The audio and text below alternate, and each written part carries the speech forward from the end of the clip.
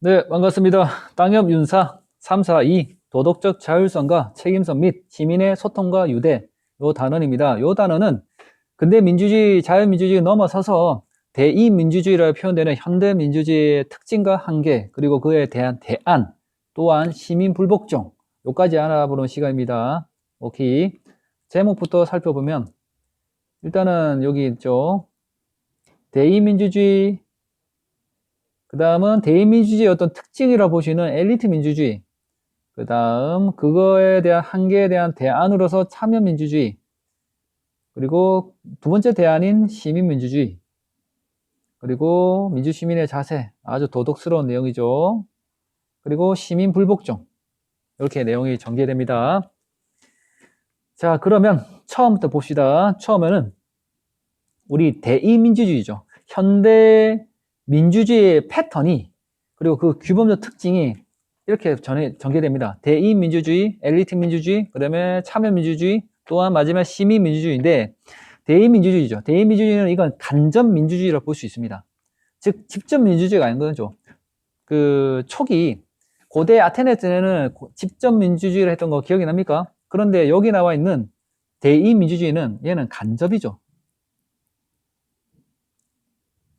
그리고 내 대표로 선출된 대표가 정책 결정 혹은 정치적 결정을 하는 거지 않습니까? 간접이지 않습니까? 의미를 본다면 시민들이 투표를 통해 대표를 선출하고 그들을 통해 의사를 실현하는 민주주의죠. 우리 현대 민주주의의 모습이 거의 대의민주주의지 않습니까? 국민이 너무 많아요. 사람이 너무 많다 보니까 시스템상 대의민주주의를 할 수밖에 없습니다.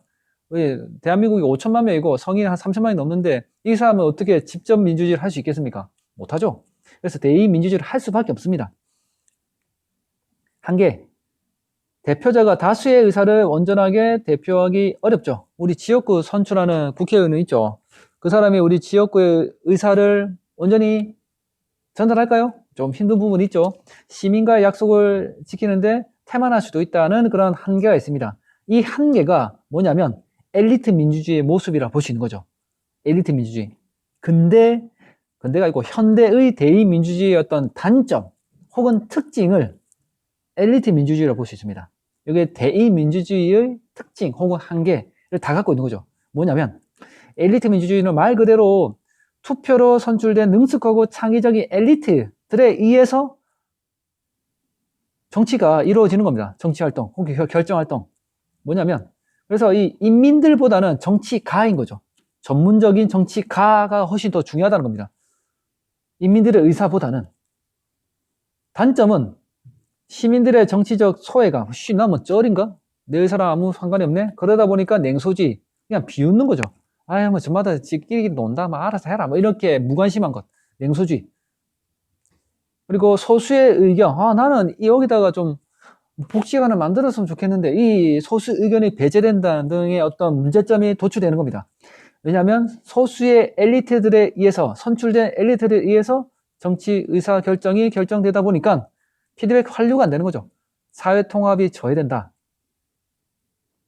라는 한계가 있습니다. 이게 현대 대의민주주의의 한계겠죠. 그래서 이 엘리트 민주주의는 대의민주주의의 특징이지 대의민주주의의 한계를 보완하는 대안은 아닙니다. 아시겠죠?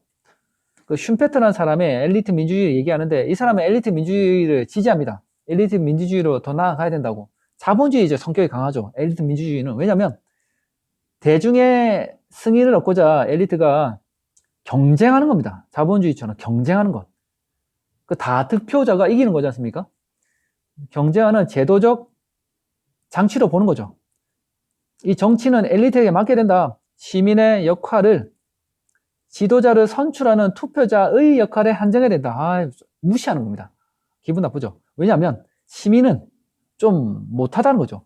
엘리트보다 비합리적인 편견을 가지고 충동에 빠지는 경향이 있다고 보는 겁니다. 좀 우월 의식에 빠져 있지만 요때 당시에는 이렇게 생각하고 있습니다. 근데 우리 엘리트 민주주의, 슌페터 엘리트 민주주의는 좀 문제점이 있겠죠. 우리 보통의 시민들을 좀 낮잡아 보는 그런 의식을 갖고 있습니다.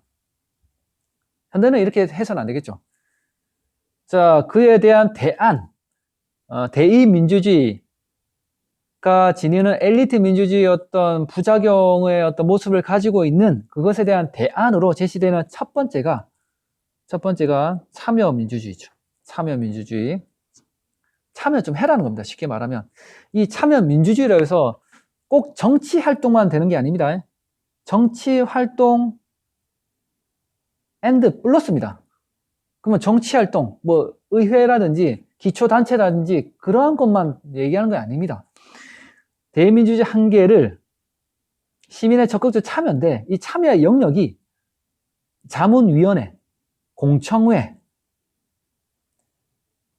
청문회, 시민단체 활동, 국민감사 청구, 행정소송 제기 등 삶의 모든 영역입니다. 아시겠습니까? 정치 영역이라는 소극적 그런 의미로 해석하지 마시고 삶의 모든 재반 사항들과 관련된 모든 영역에서 되는 겁니다. 그리고 여기 특징을 봅시다. 특징은 시민의 정치 참여가 투표에만 모의고사 치고 있어갖고 자, 특징이 시민의 정치 참여가 투표에만 머물지 말고 사회 전반에 대한 의사결정 과정으로 나아가야 된다는 거죠. 그게 참여입니다. 참여. 이거 한계는 참여한 시민이 이기적 태도를 보이면 시민 전체의 의지입니다. 의지. 혹은 의사, 시민 전체의 의사 합시다. 의사가 왜곡될 수 있다는 한계가 있고 심의 민주주의는 이거는 심의가 숙의 말하거든요. 숙의. 그러니까 심사숙고하는 겁니다. 심의는 심사숙고하는 것. 의미는 뭐냐면 서로 다른 이해관계를 가진 시민과 전문가 대표자가 함께 참여하는 공적 심의입니다. 그래서 공적 심의를 활용해서 정책 결정하는 건데 이 정책 결정 수기 단계를 할 때 한 며칠 동안 합니다. 하루 정도 하는 게 아니라 한 시간 하는 게 아니라 한 3박 4일 동안 계속 얘기합니다. 그 의견이 변화할 수 있다는 거죠. 공공성을 추구하는 정책을 만들어 가지는데 엄청 지난합니다. 힘듭니다. 그래도 필요는 하죠. 정책 결정 과정에서 소통이 활성화되어 시민들 사이의 유대가 강화될 수 있고 그리고 심의 과정에서 모든 시민이 동등한 기회를 부여받지 못하거나 합리적 의사소통이 결여되는 그런 경우도 있다.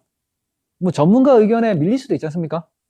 그런 한계도 있는데 여튼 시민은 숙의 과정을 엄청 오래 가지는 겁니다. 그래서 내 의견이 저 사람 의견에 의해서 달라질 수 있고 저 사람 의견이 내 의견 주장에 의해서 달라질 수 있다. 서로의 입장이 변형 달라질 수 있다는 전제하에서 숙의를 계속하는 거죠.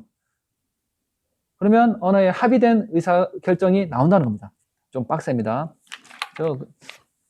그거 있지 않습니까? 중앙에 생각이 안 나네. 원자력 발전소, 지속할 것인가에 대한 수기 과정 했었거든요. 그게 일종의 시민민주주의의 한 형태입니다. 바람직한 민주주의 시민의 자세가 연대하는 삶, 책임과 참여, 상호 존중, 수기 능력, 이런 게 있다. 넘어가겠습니다.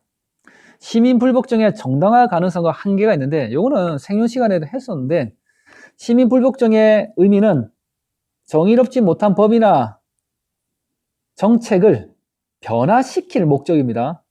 시민들이 고의적으로, 의도적으로 법을 위반 안 지키는 행위가 시민 불복종이죠. 법을 안 지키는데 정의롭지 못한 부정의한 법과 정책을 변화시킬 목적으로 의도적으로 법을 안 지키는 위법 행위입니다. 특징은 다 오픈 AB입니다. 공개적으로 해도 사익이 아니라 공익을 지향해야 되고 폭력적인 게 해서는 안 됩니다. 양시가 아니라 양심이죠. 양심의 자유에 따른 행위이죠. 롤스의 입장이 있고 또 하버마스의 입장이 있는데 롤스의 입장 보면 롤스는 적혀 있는데 그대로입니다. 자유롭고 평등한 인간들 사이에서 정의의 원칙이 있죠. 정의의 1원칙, 2원칙. 정의의 원칙이 존중되고 있지 않음을 선언하고 와 정의의 원칙이 쌩까고 있네. 패스당하고 있네. 그래서는 안 된다. 시민 다수의 정의감에 호소하는 행위가 시민 불복종이죠. 정당화 조건이 있는데 그래서 이게 이렇게 볼 수 있습니다. 이게 더 이어서